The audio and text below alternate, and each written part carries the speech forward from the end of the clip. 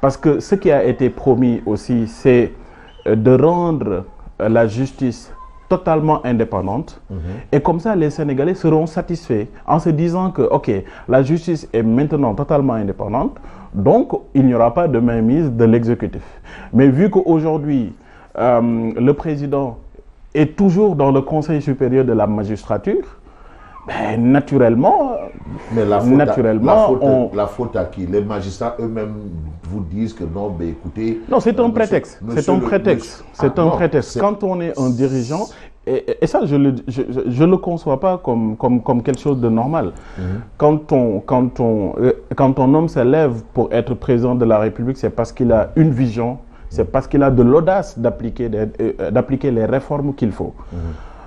Pourquoi? Parce que, en fait, on ne peut pas promettre de quitter, de dire tout sur l'indépendance de la justice en se disant on va quitter. Ne veulent pas que le président sorte de. Je vais y arriver. Je vais y arriver. C'est qu'en fait, en se disant que oui, le président ne doit plus siéger au Conseil supérieur de la magistrature. Ça, le président Bassirou Diomaye Faye l'avait dit, le Premier ministre Ousmane Sonko l'avait dit en tant qu'opposant.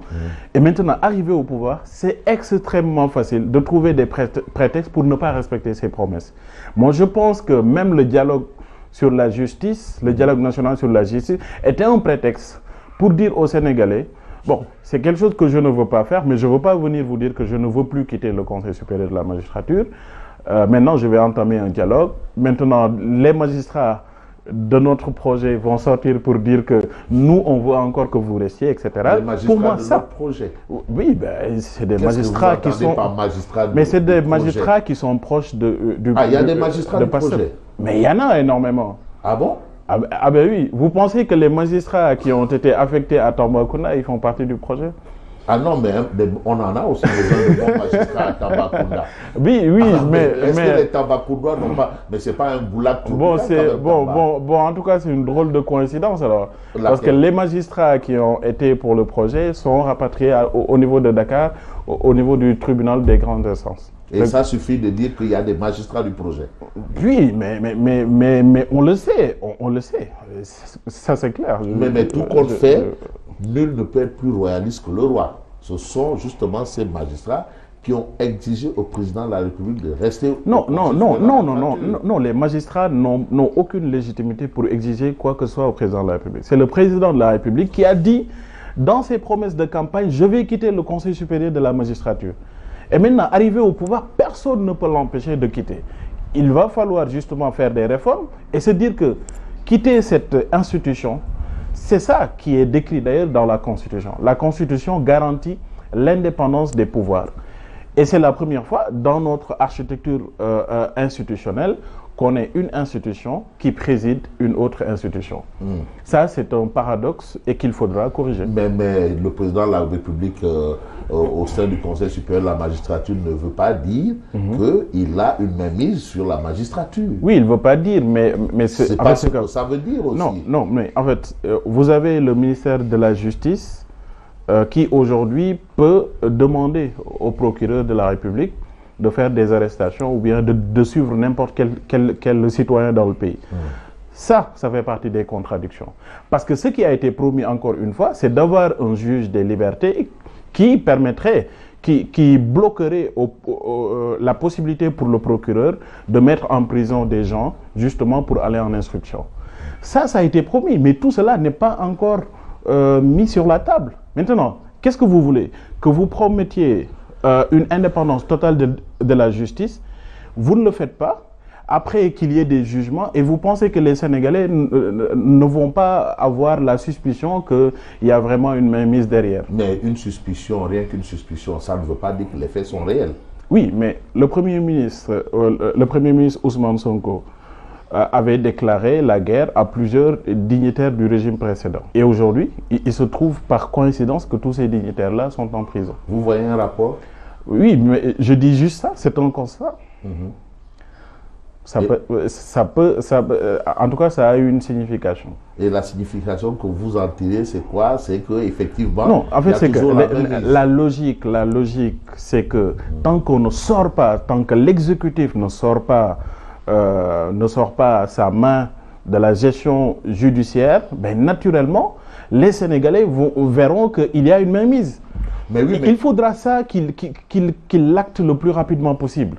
C'est que le président sort du Conseil supérieur de la magistrature, qu'il laisse la justice, que l'exécutif et les politiques laissent la justice faire son travail et qu'eux, ils s'occupent du développement économique du Sénégal. C'est ça qui a été promis. C'est qu'en fait, chaque institution a son rôle. Le Parlement contrôle de l'action du gouvernement et vote des lois. Il fait son rôle. Aujourd'hui, ce qu'on avait avant, c'était une majorité mécanique. Aujourd'hui, on a une majorité super mécanique. Ah bon? Ce qui a été promis, c'est d'avoir une justice à part qui fait son travail. Aujourd'hui, on se rend compte qu'il y a des nominations, qu'il y a encore des nominations dans la justice, des mouvements dans la justice, des procureurs à changer.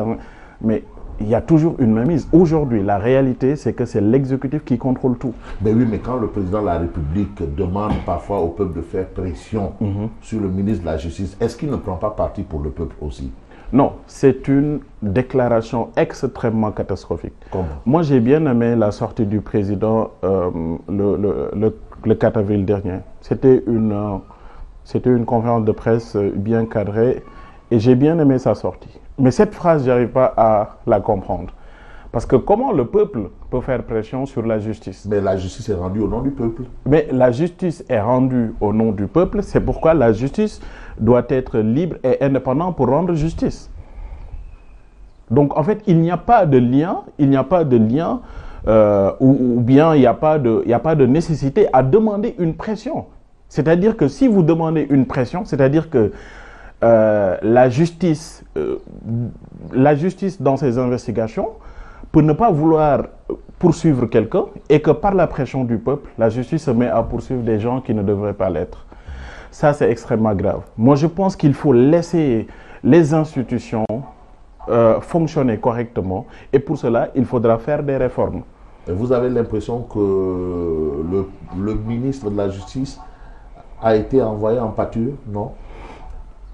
Moi, ce que je sais, c'est que, en tout cas, nous, dans nos propositions au niveau de Gorhubès, on supprimerait le ministère de la Justice. Mais un pays sans ministère de la Justice, vous en connaissez? Mais ça n'a pas de sens, parce que le ministère de la Justice... Non, en fait, l'idée, ce n'est pas de dire que ça n'existe pas ailleurs, on ne va pas le faire. On regarde ce qui existe aujourd'hui au Sénégal et ce qui nous arrange en tant que peuple. Je pense que le ministère de la Justice est le cordon ombilical entre l'exécutif, qui est une institution, et la justice qui est une autre institution. On ne peut pas dire que, par exemple, aujourd'hui, vous prenez les magistrats de la Cour des comptes. Ils sont nommés par qui? Par le président de la République. Les magistrats de la Cour des comptes sont chargés de contrôler les comptes de l'État. Oui. Et c'est-à-dire que moi, je vous nomme et puis vous venez me contrôler. Il y a des paradoxes. Il y a des paradoxes. Ça ne doit pas être possible. On nomme des juges et des procureurs, et puis après, naturellement, ce sont ces mêmes juges-là qui vont venir vous contrôler. Je pense qu'il faudra couper le cordon ombilical, laisser la justice fonctionner de façon indépendante. Vous prenez par exemple le système universitaire avec leur cotation, etc. Ben, il fonctionne de façon indépendante, sans qu'il n'y ait même mise de qui que ce soit. Mais le plus important, c'est de respecter la Constitution. La Constitution prône pour une séparation des pouvoirs.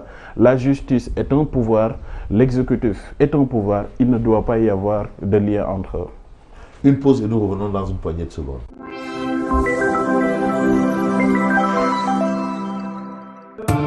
Mes journées sont très mouvementées, alors il me faut un partenaire avec beaucoup d'assurance.